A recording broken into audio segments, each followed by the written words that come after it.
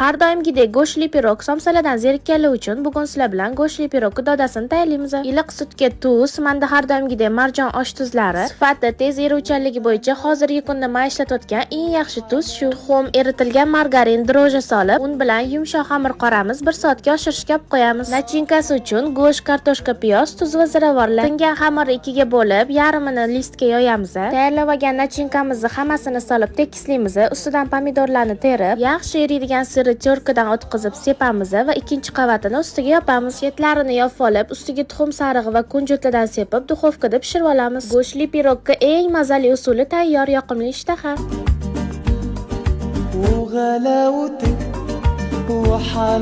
Har doimgidek go'shtli pirog somsalardan zerikkanlar uchun bugun sizlar bilan go'shtli pirog dodasini tayyorlaymiz. Iliq sutga tuz, manda har doimgidek marjon osh tuzlari, sifati tez eruvchanligi bo'yicha hozirgi kunda men ishlatayotgan eng yaxshi tuz shu. Tuxum, eritilgan margarin, dro'ja solib, un bilan yumshoq xamir qoramiz, 1 soatga oshirishga olib qo'yamiz. Nachinkasi uchun go'sht, kartoshka, piyoz, tuz va ziravorlar. Tingan xamirni ikkiga bo'lib, yarmini listga yoyamiz. Tayyorlab olgan nachinkamizni hammasini solib tekislaymiz. Ustidan pomidorlarni terib, yaxshi eriydigan sirni terkadan o'tkazib sepamiz va ikkinchi qavatini ustiga yopamiz. Chetlarini yopib olib, ustiga tuxum sarig'i va kunjutlardan sepib, duxovkada pishirib olamiz. Go'shtli pirogga eng mazali usuli tayyor, yoqimli ishtaha.